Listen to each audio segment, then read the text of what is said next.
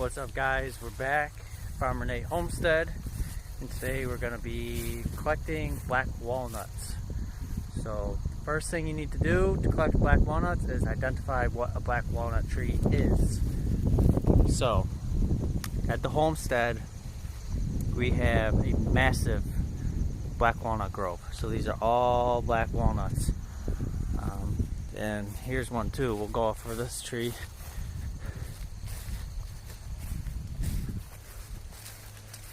So it's got that darker bark color,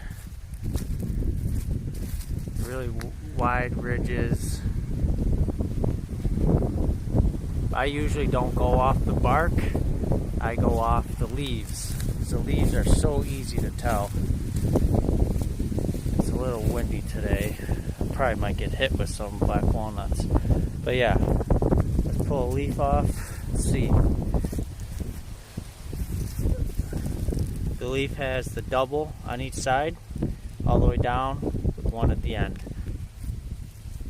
It's very noticeable. It looks similar to other trees, but if you find one that looks like this, it's a good start. The next thing you want to do, the easiest way, pull off a leaf, crumple it up, and smell it. And you're going to smell that very strong, I don't even know how to describe it. It's fruity, it's astringic-y, it smells weird, and it's very noticeable. So that's going to be your best bet that this is a black walnut. And the third way is to look for walnuts. You know, they're in pairs. This tree still has a bunch on them. Pull one off. This has the same smell, that astringic-y, fruity smell. It looks kind of like a lime, kind of like a tennis ball. And if you really want to tell, put it on the ground, roll it through your feet, and that's your walnut. Very easy. So once you found that, you got yourself a black walnut tree. Now you got to be mindful. A lot of my black walnuts, they're all pretty young. I mean, they're tall and everything, but they're not really producing walnuts yet. They make a few of them, not much. But this tree is just absolutely loaded. So I pull off most of mine from this tree. And what you want to do is you wait till late September, early October, and start looking at the ground. And they're going to start falling. And you only want to take the ones that are on the ground, like this. Try to avoid the ones that are already rotten. You're a little too late for that. But pick up all the ones like this, because what the tree does is when they get ripe, they'll fall automatically. If they're still on the tree, they're not quite ripe yet. So if you find a good mature tree like this, you'll find hundreds of them everywhere. So we'll start by picking up a bunch. Alright, so after about 15 minutes of collecting, I have 5 gallon of ones I'm going to eat. You could eat the ones like this. You could even eat the rotten ones. I just choose not to. And I have another bucket of all rotted ones that I'm going to plant. And by planting, I mean I'm just going to throw them a bunch wherever I want trees to grow eventually. And as you could see, there's still a massive amount left on this tree. So this is just one tree, and I have probably 100 of them. So as you can see, you get a lot of walnuts. So I'm gonna collect another, I could probably get another 1 or 2 5-gallon buckets from this tree and then move on to the next ones. So this is the next batch of trees. These ones are younger, but they have a good amount of walnuts on them. They just haven't fallen yet. So I'm gonna wait a week or two to collect up all these ones. Last year I filled up a 55-gallon drum of walnuts. So I think the trees probably go in rhythms where they do really good one year and not so good the next. But either way, I'm getting a lot of walnuts, and these ones are even kind of rotten on the tree, which is fine. So once you get all your walnuts, thank the tree. Thank you for feeding me and my family. and we'll move on to the next step. Alright, so once you get all your walnuts, even this is fine. You actually want that. If they're too green like this, let them sit for a few days, let them soften up a little bit. It'll be easier to dehull them. But there's many ways to do this. You could fill up this bucket with water and then get a drill with a paint mixer and just, get all the hulls off. I personally drop them on the ground, step on them.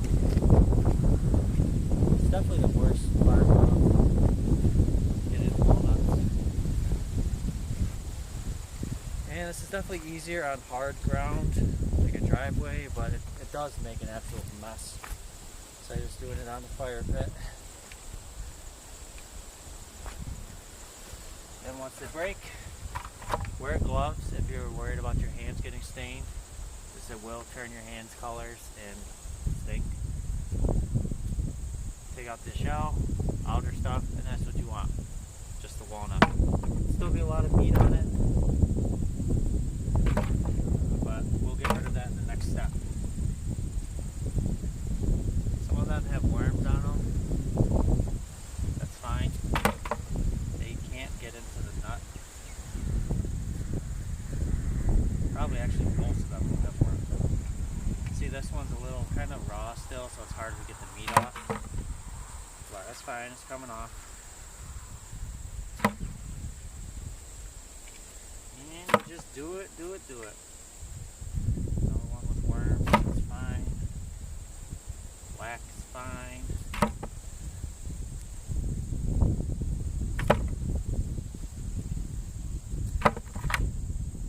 And this is the part that makes me not want to do walnuts every year. But they are expensive to buy, and it's free. Most people that I know that have black walnuts don't harvest them. The taste is kind of an acquired taste, and it's so much work to do it that they don't even bother. So if you find someone with a black walnut tree, I'm sure they would be more than happy for you to come take them. I mean, I let people come and take them, and I harvest them. So yeah, see, it's turning my hands black. But yeah, I let people take them just because there's so many, and your whole yard becomes just walnut sprouts because the squirrels take them and plant them everywhere, and it's just an absolute nightmare. So I could imagine if you live in a residential area, yeah, I would be thrilled to have someone come and take them. But yeah, that's the gist of it. We're just gonna sit here for probably half hour or so, dehull them all. That's why it is easier.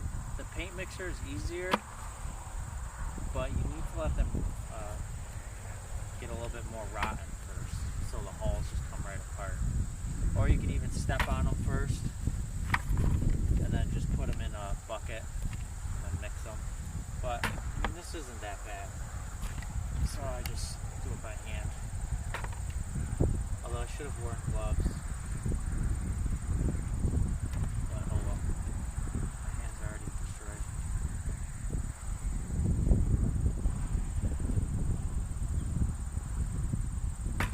And that's the process. You don't need to watch me do it all. I'll check back in when it's all done. So I started with a bucket and a half of walnuts, and I ended up with roughly a half, maybe a little bit less bucket. So pick more than what you need. Alright, next step, put them all in a bucket, fill it up with water,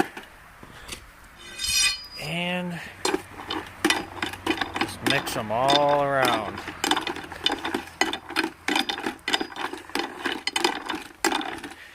And you're going to want to keep on doing this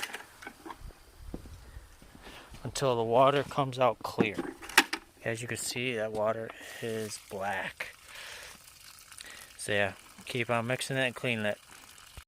So once you got them cleaned off pretty well, I just lay them out in the driveway or something just to dry, get all the moisture off as much as possible. They're not perfectly clean, but compared to them, they're a lot cleaner.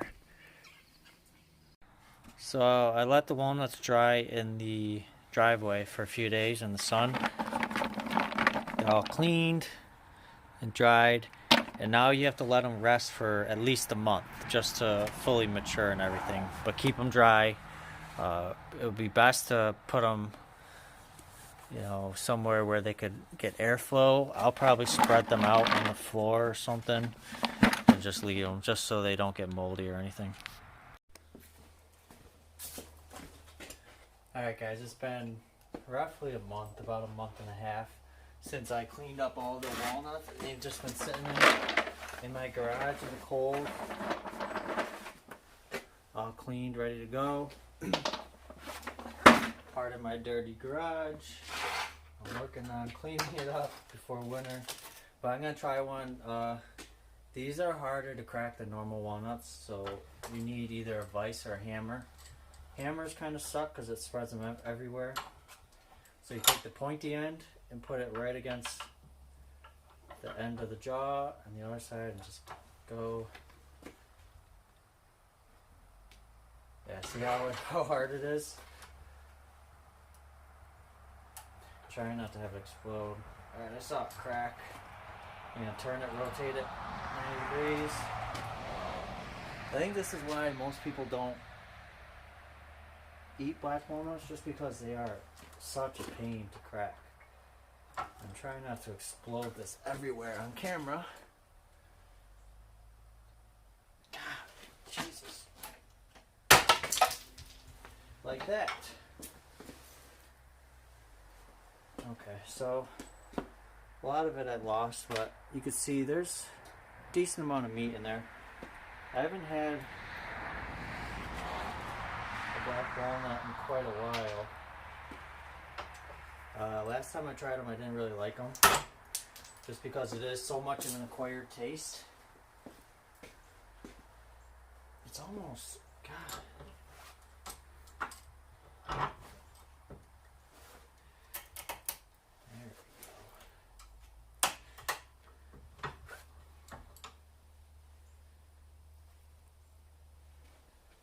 This is probably turning off most of you from even getting these because how hard they are to get out.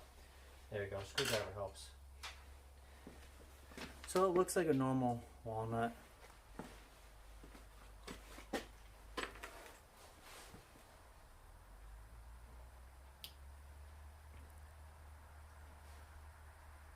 It's not bad. It tastes like a walnut, but a little bit, I don't know, kind of soapy almost. It's mild though.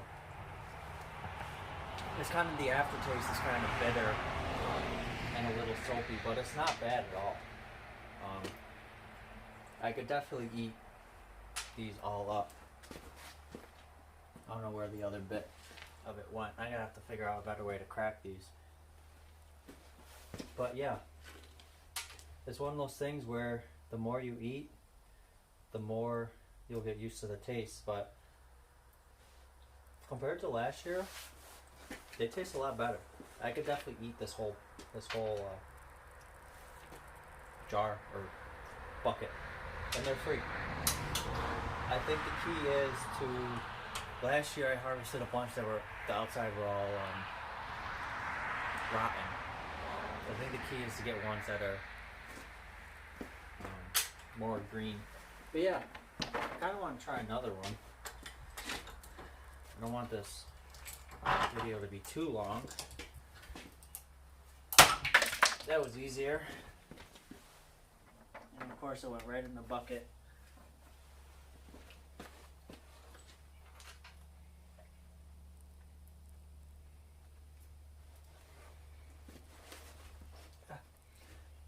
It tastes like a walnut with a strong, not strong, mildy aftertaste. It's kind of bitter, a little bit soapy kind of, but it depends on I think it's an acquired taste. I think I'll get more and more used to it. And again, like, it's not bad enough to not eat an entire bucket of them. I'll still eat them because the price is right.